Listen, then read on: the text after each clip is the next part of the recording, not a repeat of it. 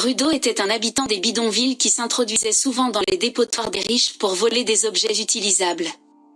Cependant, lorsqu'il est accusé à tort du meurtre de son père adoptif et jeté dans la fosse où finissent tous les déchets du monde, il est contraint de combattre des monstres gigantesques faits de déchets pour remonter à la surface et se venger. Le monde est divisé en deux parties. D'un côté, il y a la ville immaculée où les riches mènent une vie de rêve, et de l'autre, les bidonvilles où vivent les gens comme elle. La seule constante est la fosse, où finissent tous les déchets, y compris les criminels. Les riches qui vivent dans la ville jettent sans hésiter les objets légèrement endommagés, comme cette femme qui dit à sa fille de jeter le jouet en forme de chiot qu'elle vient d'acheter parce qu'il est abîmé. Elle lui dit que le jouet deviendra laid s'ils essaient de le réparer et qu'ils pourront en acheter un autre plus tard. La fillette n'y voit aucun inconvénient, et sa mère jette le chiot avec les autres déchets dans la petite bouche d'égout qui mène directement à un camion dans un tunnel souterrain menant à un gigantesque site de collecte des déchets. Cependant, le jeune Rudo se trouve également à l'intérieur du site de collecte des déchets, où il achète les objets transportés par les camions. Il se faufile dans le site de collecte des déchets et entre dans l'une des pièces, mais malheureusement, un garde entend un bruit provenant de la pièce et va immédiatement vérifier à l'intérieur pour trouver quelqu'un en train de fouiller dans les ordures.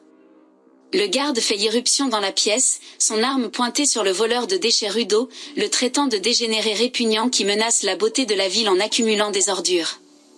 Rudo ne réagit même pas, car il entend ce genre de choses tous les mardis, mais le garde déclenche alors l'alarme pour appeler des renforts.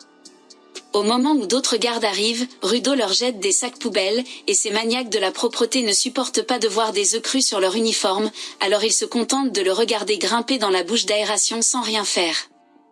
Rudo sort de la bouche d'aération près de la sortie, mais la porte se referme sur son visage. À ce moment-là, d'autres gardes arrivent.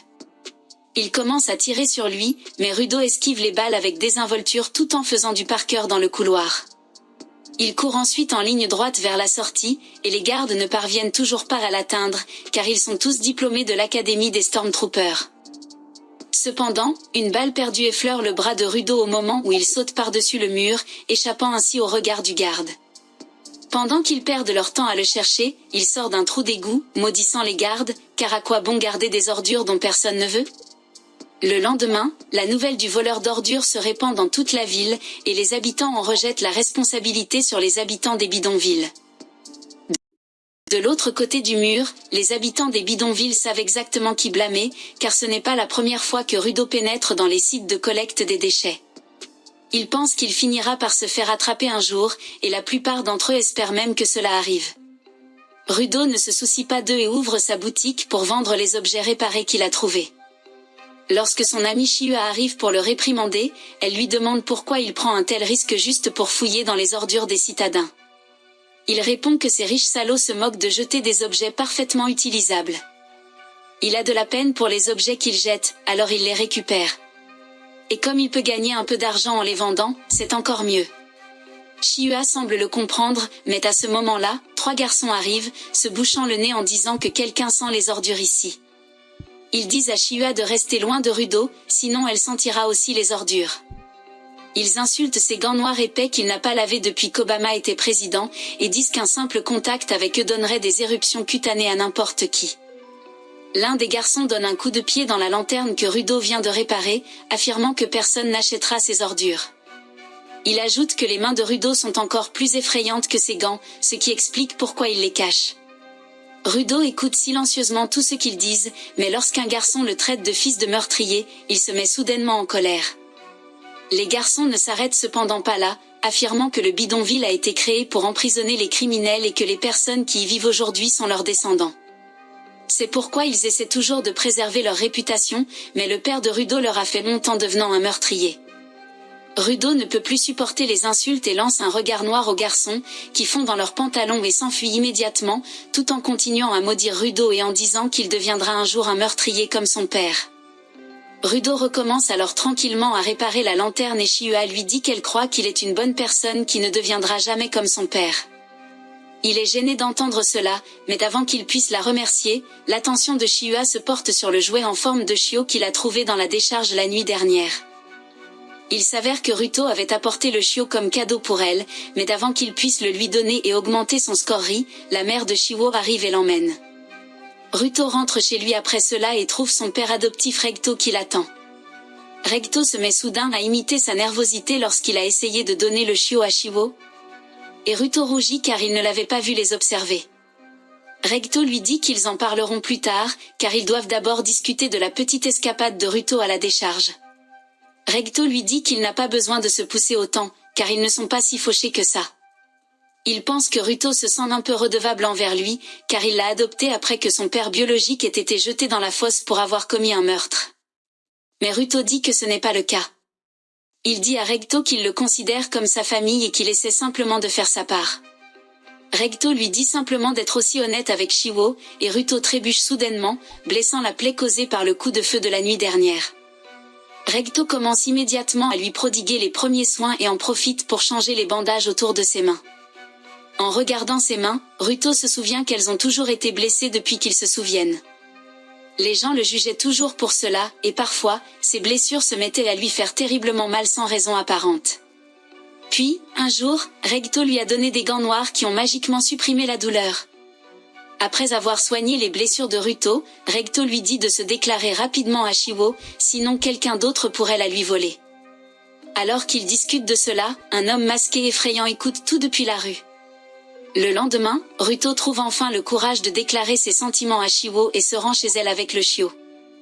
Mais en chemin, il tombe sur une scène qui n'est pas vraiment rare dans les bidonvilles. À la lisière des bidonvilles se trouve la fosse, où sont jetés tous les déchets et les criminels dangereux. Aujourd'hui, un autre criminel est jeté dans la fosse et Ruto ne peut que regarder l'exécution, se demandant ce qui arrive aux personnes à l'intérieur de la fosse.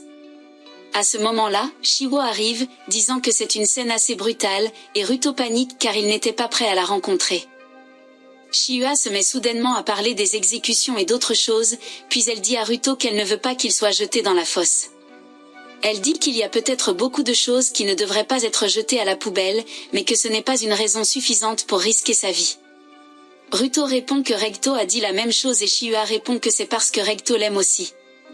Ruto prend un instant pour comprendre que Chiwa a dit que Recto l'aime aussi, et son cerveau avec ces deux mots de rame comprend que Chiwa veut dire qu'elle l'aime. Elle s'énerve en réalisant que ses paroles peuvent être interprétées de cette façon, mais Ruto a déjà perdu la tête. Il tombe par terre, se tenant le visage, puis donne le jouet en forme de chiot à Chiwa, en disant qu'elle ne le voudra peut-être pas parce qu'il vient de la poubelle, mais qu'il pense que le chiot sera plus heureux avec elle. À sa grande joie, Chiwa accepte le jouet, disant qu'elle le chérira, et Ruto est plus heureux que jamais. Il saute et danse sur le chemin du retour, pensant qu'il doit immédiatement se vanter auprès de Recto. En chemin, il croise des gardes qui ne s'intéressent même pas à lui, mais il se demande pourquoi il se trouve dans les bidonvilles. Quoi qu'il en soit, Ruto arrive chez lui et commence à raconter à Recto ce qui s'est passé dès qu'il ouvre la porte, mais il est horrifié lorsqu'il voit Recto à terre, avec un homme masqué effrayant au-dessus de lui. L'homme masqué se retourne pour jeter un coup d'œil à Ruto avant d'enfoncer son couteau plus profondément dans le corps de Recto. Ruto perd son sang-froid en voyant cela et se jette sur l'homme masqué, mais il est frappé si fort qu'il ne se rend même pas compte qu'il a été assommé. Lorsque Ruto reprend ses esprits, le meurtrier masqué a terminé son travail. Il ramasse un livre sur le sol et se dirige vers l'extérieur, jetant un bref coup d'œil à Ruto qui tente de le suivre, mais il entend alors la voix de Recto. Recto est encore en vie, et dans un dernier souffle, il dit à Ruto de s'enfuir. Ruto se précipite vers lui et lui promet d'aller chercher de l'aide, mais Recto lui dit simplement de s'enfuir et de changer ce monde de merde pour en faire un monde meilleur. Sur ces mots, le corps de Recto s'affaisse et Ruto est incapable de comprendre ce qui se passe. À ce moment-là, les soldats arrivent et tirent sur Ruto, le prenant pour le meurtrier. Ils le plaquent au sol et lui annoncent qu'il est arrêté pour meurtre, mais Ruto leur dit que ce n'est pas lui. Les gardes lui disent que rien de ce qu'il dit n'a plus d'importance, car ils l'ont pris en flagrant délit. Il continue d'essayer de leur dire que le véritable meurtrier vient de quitter la maison et qu'ils peuvent encore l'arrêter. Mais les gardes ne veulent même pas l'écouter, alors ils l'assomment à l'ancienne, en lui donnant un coup de poing à la tête. Peu après, Ruto est conduit à l'échafaud pour être exécuté pour ses crimes. Tous les habitants des bidonvilles sont présents pour assister à son exécution, et même certaines personnalités importantes de la ville principale sont là. Le juge dit à Ruto que le meurtre est l'un des crimes les plus graves que l'on puisse commettre, et même s'il n'a tué qu'un simple habitant des bidonvilles, la peine ne sera pas réduite. Il déclare que Ruto sera exécuté en étant jeté dans la fosse, et la foule se met à applaudir en entendant cela. Rudo n'arrive toujours pas à croire ce qui lui arrive et souhaite qu'une seule personne croie qu'il n'est pas un meurtrier. Son regard balaie la foule et s'arrête sur Chihua. Rudo lui crie qu'il n'a pas tué Rikto. Il lui demande de trouver le coupable, mais elle répond simplement qu'elle lui faisait confiance, mais qu'il n'en était pas digne. Elle dit qu'il était finalement le fils d'un meurtrier et laisse tomber le jouet en lui tournant le dos. Sa trahison blesse Rudo plus que toute autre chose, et il s'en prend aux gens qui le traitent de ordure humaine méritant d'être jetés dans la fosse. Il dit qu'ils sont les véritables ordures ici, car ils ne sont que des morceaux de viande sans cerveau ni volonté. Il jure qu'il les enverra tous en enfer, quand soudain, il remarque que le meurtrier se trouve également parmi la foule. Cependant, il n'a pas l'occasion d'en parler à qui que ce soit, car il est jeté dans le vide. Rudo a l'impression de tomber depuis une éternité, à un moment donné, il perd connaissance. Heureusement, tous les déchets au fond de la fosse amortissent sa chute, et lorsqu'il se réveille, il est complètement indemne. Il se demande ce qui se passe et comment il est encore en vie, quand l'odeur nauséabonde de l'endroit le frappe soudainement. Même le voleur de déchets est obligé de se boucher le nez, puis il remarque la vaste mer de déchets devant lui, ainsi que des objets qu'il ne reconnaît pas. Rudo se demande ce que c'est que cet endroit quand soudain, une ombre géante le recouvre. Il se retourne pour voir ce qui se passe et n'en croit pas ses yeux lorsqu'il aperçoit un monstre gigantesque, fait de déchets, qui lui montre les crocs. Mais c'est là que cette vidéo se termine, n'oubliez pas d'aimer et de vous abonner à la chaîne. Merci d'avoir regardé.